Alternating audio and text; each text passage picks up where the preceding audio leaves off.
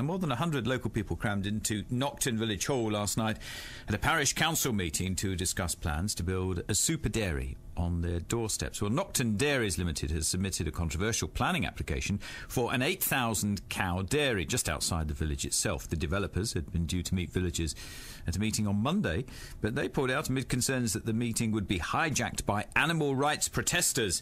Well, in a moment, I'll speak to one of the directors of the Nocton Dairies. He is Peter Willis. But first of all, local resident Ian Glaister, who was at the meeting last night. Ian, good afternoon to you. Good afternoon, Peter. How was last night's meeting? It was a very vocal, but an excellent meeting, very well chaired, and there was a significant number of issues that were brought forward by the local residents. So are you totally happy about it all now? No, I would say that we weren't. To be equal-handed, there were probably in the room maybe 5 or 6 people a small number of people, who were in favour of the plan. And how many against? Oh, the vast majority. Right. Clearly, the vast majority of people remained against the idea of the super dairy up on the heath at Nocton. Why are you not happy about it? What are the concerns? We believe that our concerns are really based on 4 levels: environmental, transport, animal welfare, and economic outcomes. We've done a significant amount of looking into this, and what's it like to live next to one of these huge super dairies? The Nocton plan is based on a design similar scale to the US, and in the USA they have a 2-mile exclusion zone around these farms, but they still get continuous nauseous smell, sound, and light pollution. And Nocton Dairies are considering building this about 1.5 kilometres, so it's just over a mile away from the village, and probably about half a mile away from a row of small cottages. And yet there's plenty. So we believe that it's a significant environmental impact.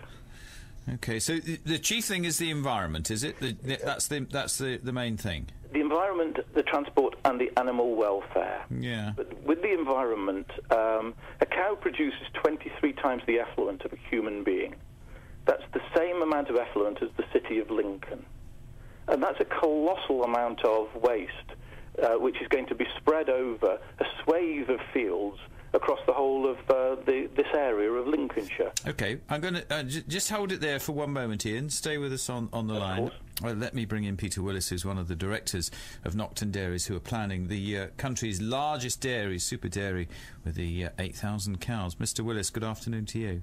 Good afternoon, Peter. Very good to talk to you. First of all, do you want to just address Mr. Glaister's concerns that you've just heard there in his call? Hello, Ian. Yeah, the concerns are, as he put, fourfold from where he was coming from, and obviously we need to deal with them on a very separate basis. Let's start with the traffic movements. There has been a traffic impact assessment on the dairy, and the Highways Agency are obviously making those decisions on what can be done and what can't be done. The dairy would add 1% of traffic to the road, I believe, which they don't view as an issue. We are looking, there were some suggestions when we met the locals on Monday about trying to move that entrance to the dairy around another road, which we are going to look at. But we are in the hands of the Highways Department on road traffic and access to the dairy. What about on the subject of the animal rights? Because that seems to be the one that's causing you the greater issue. Animal welfare has been one of the biggest issues coming up from the people who are condemning the dairy. Yeah. Do you understand what they're saying? It's actually the one that we're least worried about. Why? Because we do have the skills to run a big dairy. We've got a proven track record with the unit that we've got in Lancashire, which is well known by the RSPCA, and they actually recognise that we have very high levels of cow welfare in that system. We have low levels of mastitis, low incidence of lameness, and the cows are very well looked after. Is it right that 8,000 cows are under one roof? It doesn't feel right to me. And certainly when I was talking to Viva on the start of the week, they were very unhappy about it. Well, Viva are extremists, and they don't want us to milk cows. I mean, they don't want there to be any cows, right. because if people didn't drink milk and they didn't eat meat, there wouldn't be any cows in the first place. Yeah. So, well, I'm not going to try and convince Viva that, of what their beliefs are. I do find it very, very frustrating that Compassionate World Farming and Viva are campaigning against our dairy. They actually haven't looked at our plans. They actually haven't spoken to us about how we're going to run the dairy and how we're going to look after it. What do you say to most of the people that were in that meeting? Then there was only as you know, the meeting for Monday night was cancelled. Yeah. Why did you cancel that? It was quite simple. There was a strong campaign from Compassionate World Farming and Viva to draw attention to our dairy, and therefore it was becoming a national debate.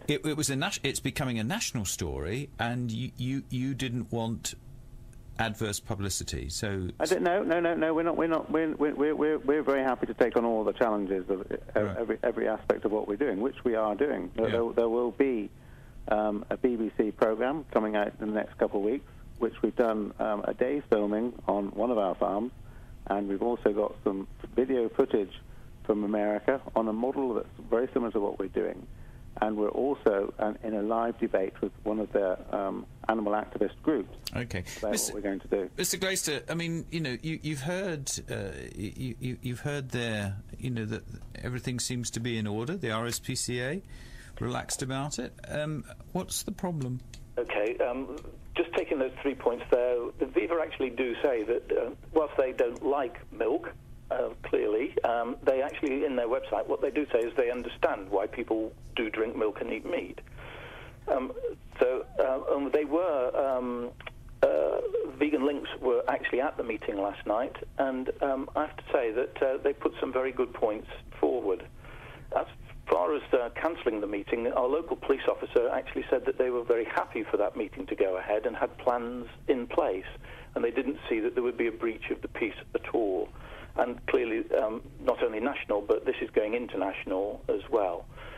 One of the things that came out of that meeting last night is the way that the local individuals feel that we're being drip-fed information.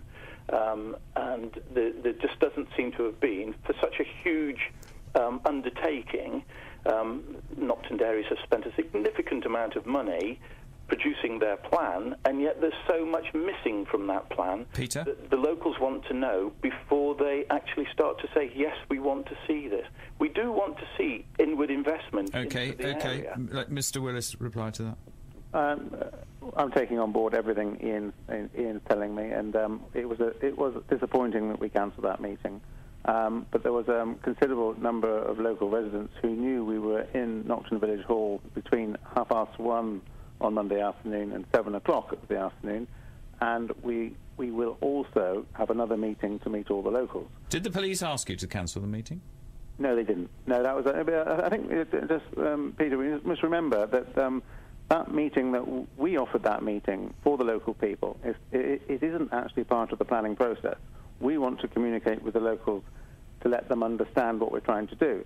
And I do realise, and I take on board, that there is a extreme lack of knowledge, not because the local people aren't used to dairying, but we're obviously proposing something far bigger than has ever been built in the UK before.